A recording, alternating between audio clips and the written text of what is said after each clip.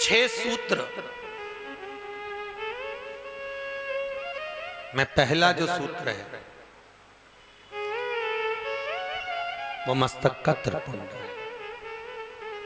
क्या है वो? त्रिपुंड। और आप लोगों से निवेदन है, नियम बना लो। आप अगर शंकर जी वाले हो तो मस्तक पर 3 रेखा, देवी जी वाले हो तो बिंदी, निम्बार्क वाले हो तो काली बिंदी, पुष्टि मार्गी हो तो युमार्ग का तिलक, रामानुज संप्रदाय से हो तो 3। तुम्हारी मर्जी पड़े जैसा तिलक लगाओ, पर मस्तक पर तिलक होना जरूरी है। कंपनी की पहचान होती है। CFL का बल्ब खराब हो जाता है तो उस पर लिखा रहता है, तो उसको कंपनी में वापस कर दिया जाता है कि ये खराब हो गया।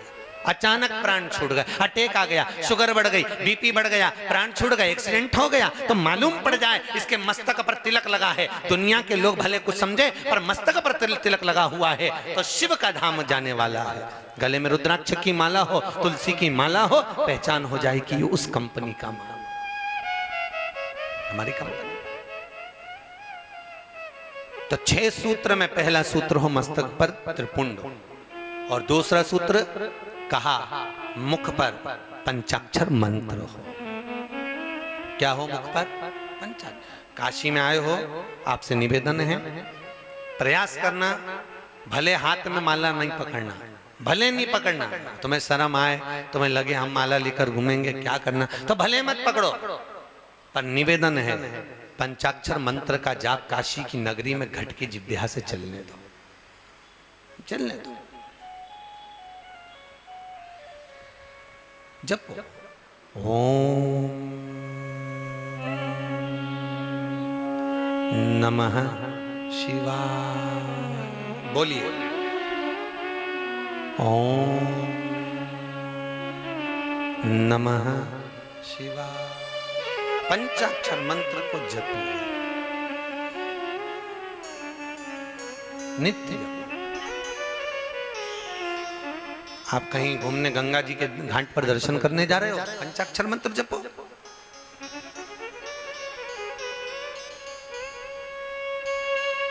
आप कहीं मंदिर जा रहे हो, पंचाक्षर मंत्र का जाप करिए। आप भोजन भी कर रहे हो तो पंचाक्षर मंत्र का जाप करिए। भगवत भजन में डूबिए। महाराज दूसरा सूत्र बताया कि मुख पर भगवान का नाम, भगवान का नाम। तो किसी ने पूछा कि मुख से अगर भगवान का नाम नहीं निकले और मालूम पड़े केवल कहीं हाथ पर, पंजे पर, कहीं चेहरे पर, कहीं हस्त कमल पर लिखवा लिया जाए नमः शिवाय, तो काम चल जाएगा क्या? क्यों भैया बताओ दीदियों, चलेगा क्या काम? नहीं। ये जो एक आजकल का फैशन चल रहा है ना कि वो टैटू बनवाने का, पति पत्नी का नाम लिखवा ले, पत्नी पति का नाम लिखवा ले, हाथ पूरा गुथवा ले, तो ये एक दिखावे वाला प्रसंग है। ये एक दिखावे का प्रसंग होता है। इसमें प्रेम की परिभाषा नहीं होती है। जहां प्रेम की परिभाषा होती है वहां दिखावा नहीं होता। गोपियों का कितना प्रेम था भगवान कृष्ण से, गोपियां दिखा नहीं पाई।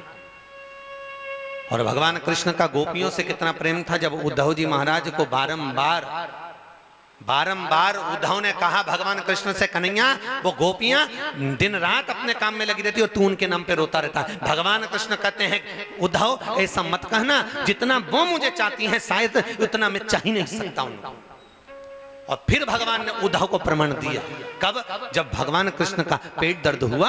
पेट दर्द होते से उसी समय भगवान ने पेट दर्द होते से रुक्मणी, सतभामा, जामवंती, कालिंदी, मित्रवृंदा, लक्ष्मणा सब की सब रोपणी, और रोते रोते वहीं से देवऋषि नारद निकल के जा रहे थे। नारद जी ने पूछा क्या हो गया, क्यों रो रही हो रुक्मणी जी? रुक्मणी जी कहती है मेरे स्वामी का पेट दर्द हो रहा है। भगवान का पेट दर्द? अच्छा, तो कुछ दिया उनको? सारे वेद डॉक्टर सब दिखा दिया, पर औषधि से फायदा ही नहीं मिल रहा। अच्छा, फिर अब यही समझ में नहीं आ रहा क्या हो रहा है। गए देवऋषि नारद भगवान के पास पहुंचे। श्रीमन नारायण। भगवान तो निद्रा में नेत्र बंद करे हुए आराम से पड़े हुए थे। देवऋषि नारद फिर बोले श्रीमन नारायण। भगवान फिर ना सुने, फिर आवाज दिया श्रीमन नारायण। भगवान द्वारकाधीश ने पूछा आओ आओ नारद जी बैठो आराम से, क्या बात है? नारद जी बोले हम तो आपका हाल पूछने के लिए आए हैं। भगवान बोले हाल पूछने की जरूरत क्या है, देख तो रहे हो पेट बहुत दुख रहा है, तो प्रभु बताओ दवाई क्या देने है? भगवान बोले बताओ हमारा पेट दुख रहा, हमसे ही दवाई पूछ रहे हो? नारद जी बोले तुम ही ने दर्द दिया है, तुम ही दवा दोगे, बताओ तुम दवाई क्या दी जाए? भगवान बोलने लगे हमारी दवाई हम क्या बताएं? नहीं बताना तो आप ही को पड़ेगी। कोई कोई को व्यक्ति को ऐसा बुखार आता है, किसी व्यक्ति की तबीयत जब खराब होती है, कोई कोई व्यक्ति का ऐसा रहता है, उससे पूछ लिया करो तुम क्या खाओगे, तुम्हारे को तकलीफ है तो तुम्हें बनाए क्या, भोजन क्या बनाए, तुमको क्या अच्छा लगेगा। जिस व्यक्ति को बुखार आ रहा हो, बहुत तेज बुखार हो, जिस व्यक्ति का पेट दर्द हो रहा है, शरीर में कष्ट हो रहा है, बहुत कष्ट हो रहा है, बहुत दिन से उठा ही नहीं है, बीमारी में पड़ा हुआ है, उससे पूछो तुम क्या खाओगे, तो उसकी रुचि का उसको खिला दो तो उसको तृप्ति मिलती है, तो मन शांत होता है, तो उसकी तबीयत धीरे धीरे ठीक होती है। अब मालूम पड़े बेचारे का बीमार पड़ा और तुम वही थुली थुली दलिया ही दलिया उसको खिलाए जा रही, और मन कर रहा मूंग की दाल रोटी खाऊं, फिर ले जाने थुली खिलाया, फिर ले जाने तुली खिलाया, और मन है ही नहीं बेचारे, क्या अच्छा लगे उसको। ये उसी में का हाल है जैसे एक जमाई आया, एक जमाई आया तो सास ने उसके लिए भोजन की थाली लगाई, बड़ी सुंदर थाली तैयार करके भोजन जिमाया। अब भोजन की थाली लगाई और थाली लगाकर उसमें सारा भोजन रख दिया। अब जमाई के सामने जैसे भोजन पहुंचा तो उसको सबसे पहले बैंगन की सब्जी दिखी, और वह जमाई को बैंगन की सब्जी अच्छी नहीं लगती थी। अब उसने कहा हे राम बड़ा फंसा मैं तो, और ये बैंगन की सब्जी मेरे को बड़ा नफरत, अब करूं क्या? तो उसने सोचा एक काम करता हूं, सबसे पहले बैंगन की सब्जी समाप्त करता हूं, फिर दूसरी चीज खाऊंगा। अब इसने बेचारे ने सहज भाषा में रोटी का टुकड़ा तोड़ के बैंगन की सब्जी लगा के एक ही कोरे में सब खा गया। खाते से बस अब उसने सोचा सब चीज खाऊंगा, इमरती जलेबी गुलाब जामुन भजिया पकौड़ा कचौड़ी सब खाऊंगा। अब जैसे ही खाने वाला था इतने में अंदर से साला आ गया। साले ने माँ से कहा मम्मी जीजा जी को बैंगन की सब्जी इतनी बढ़िया लगी, तो माँ बोली देख कितना सीधा साधा जमाई बेचारा, ले बैंगन की सब्जी और ले जा। मैं कटोरी भर के ले गया और जीजा जी की थाली में धरी आया। अब बेचारा जीजा को बड़ी आप मना भी कर रहा नहीं, फिर जीजा जी हमारे हाथ, फिर कटोरी भर के धर गया। अब उसने सोचा ये सब सामान बाद में खाऊंगा, ये बैंगन की सब्जी फिर आ गया, पहले इसको खा लो। बेचारे ने एक दो कोर में बैंगन की सब्जी फिर निपटाई। इतने में सास ने ससुर को बुलाया, सुनो इतना सीधा जमाई कहीं नहीं मिलेगा, बेचारे को देखो कोई भी चीज अच्छी नहीं लगी, बैंगन की सब्जी अच्छी लगी। इतने में ससुर आ गए, ससुर भी लिया कटोरी भर के, मना कर पिताजी नहीं, पापा जी नहीं, पिताजी नहीं, पापा जी तो हमारे हाथ का नहीं लोगे, फिर बैंगन की सब्जी धर गया ले। अब बैंगन की सब्जी फिर डाल दी बेचारे ने बड़ी मुश्किल से कि कचौड़ी मंगोड़ा भजिया बाद में खाऊंगा, पहले बैंगन खा जाओ। अब बैंगन की सब्जी फिर खा गया। अब बैंगन की सब्जी फिर खाया। इतने में ससुर ने अंदर जाकर कहा तुम्हारे हाथ की बैंगन की सब्जी जमाई को इतनी जोरदार लगी। सास बोली मुझे क्या मालूम था बैंगन की भजिया बनाती, बैंगन की कचौड़ी बनाती, मुझे क्या मालूम था इनको बैंगन इतना पसंद है। और सास कढ़ैया लेकर ससुर के साथ वहीं जमाई के पास में बैठ गए और पूरी कटोरी 2-3 भर के बैंगन डाल दिया। बेचारे का वह बैंगन ही बैंगन से पेट भरा गया, उड़ गया, चले गए लड़की को लेकर वापस। तो व्यक्ति की जिसमें प्रियता ना हो वो ना दिया जाए, जिसमें प्रियता हो वो प्रदान किया, उसमें प्रियता। नारद जी बोल रहे हैं तुम्हारा पेट दुख रहा है, जरा बताओ जल्दी से क्या करना है। भगवान बोले जो मुझे ज्यादा चाहता उसके चरण की रज ला दो। इतनी सी बात। रुक्मणी जी जरा, माता रुक्मणी ने बोला बोलो क्या बात है, जरा बैठो सिंहासन पे, रज दो पाँव की, धूल दो। अरे रुक्मणी जी बोली पागल हो गए नारद जी, मैं अपने पति को अपने पाँव की धूल खिलाऊंगी, अपने पाँव की चरण की रज दूंगी? नहीं दे सकती। सतभामा जामवंती कालिंदी मित्रवृंदा लक्ष्मणा कोई देने को तैयार नहीं। देवऋषि नारद ने सोचा ये तो रज मिली नहीं रही, क्या करें। देवऋषि नारद चले और ब्रज की रज में पहुंच गए। राधा जी को मालूम पड़ा। राधा जी ने पूछा नारद क्यों रो रहे हो, भगवान का पेट दुख रहा है, चरण की रज चाहिए तो लो मेरे चरण की रज ले जाओ। और नारद जी के एक पिछोड़े में माता राधा रानी ने चरण की रज दे दी। देकर राधा जी ने उस रज को वापिस ले लिया, वापिस लिया। नारद जी ने पूछा, राधा जी आप चरण की रज नहीं देना चाहती? राधा जी कहती हैं देना चाहती, पर तुमने कहा जो भगवान को ज्यादा चाहता है उसके चरण की रज चाहिए। नारद जी हो सकता है मुझसे ज्यादा चाहने वाली इस ब्रज की रज में और भी गोपी हो, तो तुम एक काम करो सबकी ले जाओ। नारद जी बोले तो सब इतनी सारी कभी इकट्ठी होंगी? राधा जी बोली जब मेरा प्रीतम मेरा कृष्ण यहाँ से गया था तो बंसी मुझे देकर गया था, उस बंसी को मैंने कदम के पेड़ के नीचे ब्रज की रज में छुपा दी है, उसको मैं बजाती हूँ। राधा जी ने बंसी का नाद करा, गोपियां सोची कृष्ण आ गया, दौड़कर गोपियां आ गई। सारी गोपियों से भगवान ने, राधा जी ने कहा एक काम करो अपने अपने चरण की रज दो। इतनी बड़ी पोटली बांध के चरण की रज की देवर्षि नारद को दे दी और नारद जी के सिर पे रख दी। नारद जी के सिर पे जैसी रखी तो नारद जी तो डोले। अब डोलते डोलते नारद जी सीधे पहुंच गए द्वारका। राधा जी ने पूछा, रुक्मणी जी ने पूछा ऐसा डोल क्यों रहा है? कि ऊपर रज रखी है, तो रज से कोई डोलता है क्या? क्यों मूर्खों जैसा काम कर रहा है? रुक्मणी जी जैसी बोली तो नारद जी ने कहा तुम रख के देख लो। अब जैसी रुक्मणी ने चरण की रज माथे पर रखी तो रुक्मणी भी डोल रही है। ले जाकर देवऋषि नारद ने भगवान को चरण की रज दी। भगवान ने पाया पेट दर्द बंद हो गया, उठा के पूरी रज अलमारी में रख दी। भगवान ने पूछा नारद ये क्या कर रहा है, इतनी सारी रज तू अलमारी में क्यों रख रहा है? नारद जी बोले पूरा दवाई का पत्ता ला के रख दिया, जब पेट दुखे जब खाते रहने, बार बार कौन जाएगा लेने। अर्थात शिव महापुराण की कथा कहती है कि प्रेम दिखाया नहीं जाता, प्रेम भीतर से होना चाहिए। भीतर से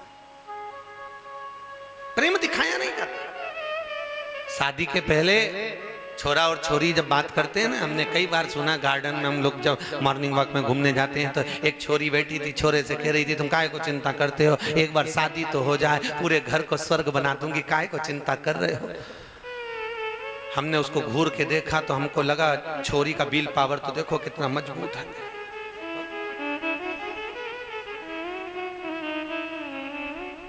हमारे साथ में ब्राह्मण लोग घूम रहे थे, उन्होंने कहा गुरुजी आप उसको पलट के क्यों देखे? हमने कहा इसलिए देख रहे हैं कि वो कह रही है एक बार शादी तो हो जाए, तो तुम काहे को चिंता करते हो, शादी हो जाए पूरे घर को स्वर्ग बना दूंगी, तो तुम क्यों घूर के देख रहे हो? हमने कहा घूर के इसलिए देख रहे हैं कि पूरे घर को स्वर्ग बनाएगी और घर में रहने वालों को स्वर्गवासी बनाएगी। घूर कैसे ले तुम काय को चिंता कर रहे हो? मैं हूं तो सरी, पूरे घर को स्वर्ग बना दूंगी, पूरे घर को स्वर्ग बना दूंगी। और सास एक दिन बहू से कह दे बेटा घर में 15 लोग आने वाले हैं, भोजन बना, तो बहू के होश उड़ जाए। 15 लोग? मम्मी मैं अकेली? एक काम करो भोजन वाली को बुला लो, भोजन बनाने वाली को बुला, मैं ऐसे नहीं बन सकता। बताओ अभी तो करी थी कि स्वर्ग बना दूंगी और अब 15 लोगों का भोजन नहीं बन रहा। बाहर कहना दिखाना एक अंतर की बात है साहब। शिव महापुराण की कथा कहती है पंचाक्षर मंत्र लिखने से ज्यादा, पंचाक्षर मंत्र अपने हाथ पर गुदरवाने से ज्यादा, पंचाक्षर मंत्र अपने हृदय चित्त में अर्थात वाणी के द्वारा, अपनी जिह्वा के द्वारा, अपने घट की जिह्वा के द्वारा नित्य प्रति निकलना चाहिए। ओम नमः निकलना। और तीसरा सूत्र ब्रह्मा जी देवऋषि नारद को कह रहे हैं रुद्राक्ष की माला गले में। काय की माला हो? जम के बोलिए रुद्र। अच्छा कई माताएं पूछती हैं गुरुजी क्या हम रुद्राक्ष पहन सकते हैं? क्यों नहीं पहन सकते? रुद्राक्ष पहनने में दिक्कत क्या है? क्या गुरुजी रुद्राक्ष हम धारण कर सकते हैं? क्यों नहीं कर सकते? जरूर जरूर धारण, पर चाहे तुलसी की माला हो चाहे रुद्राक्ष की माला हो, ध्यान देना। अगर तुलसी की माला धागे के अंदर है, धागे के अंदर अगर है तो वो धागे में है और आप कहीं मृत्यु आदि घर में गए हो या मृत्यु आदि जगह पर गए हो तो तुलसी की माला बदलना पड़ता है, रुद्राक्ष की माला बदलना। धागे के अंदर है तो, और वो साधारण सा अगर धागा है तो आपको बदलना पड़ेगा। और यदि वही धागा रेशम से गठा हुआ है,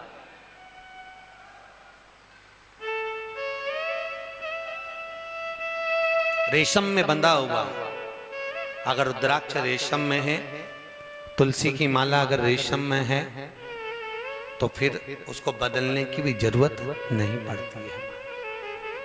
रेशम में कुछ कुछ चीजें ऐसी होती हैं कि जो गलत होने के बाद भी हमारे हिंदू धर्म में पूज्य मानी जाती है। जैसे शहद, शहद गलत है, देखा जाए तो मधुमक्खी उसको फूल में से लेकर आती है, अपनी राल से उसको उल्टी के द्वारा पटकती है और वो हम पूजन में काम में लेते हैं। वो गलत होने के बाद भी पूज्य है। रेशमी वस्त्र, रेशम का कीड़ा जन्म लेता है और वो कीड़े को तपाकर मारकर उस रेशम के कीड़े की राल द्वारा रेशम का वस्त्र निर्मित होता है, फिर भी हमारे यहां उसको पूज्य है। पीपल का वृक्ष, बड़ का वृक्ष, ये दोनों वृक्ष कागविष्ठा से जन्म लेते हैं, अर्थात कौवे को सबसे ज्यादा अगर प्रिय है तो पीपल का फल और बड़ का फल प्रिय है। काय का फल प्रिय है? जम के बोलिए। पीपल और बड़ का, ये कौवे को सबसे ज्यादा प्रिय है, पीपल का फल और बड़ का फल। तो पीपल के वृक्ष पर कौवा बैठता है, पीपल के फल को खाता है, और बड़ के पेड़ पर बैठता है, उसका फल खाता है। और कहीं पर भी उड़कर कौवा जाता है, किसी दीवार पर, किसी जगह पर, अन्य जगह पर बैठता है, और जब वो विष्ठा करता है, जब गंदगी करता है, उसके द्वारा पीपल का पेड़ दीवार पर भी जन्म ले लेता है महाराज, बड़ का पेड़ दीवार पर भी आ जाता है। तो काग विष्ठा के द्वारा जन्म लेने के बाद भी वो पूज्य है, उसके बाद भी पूजा जाए।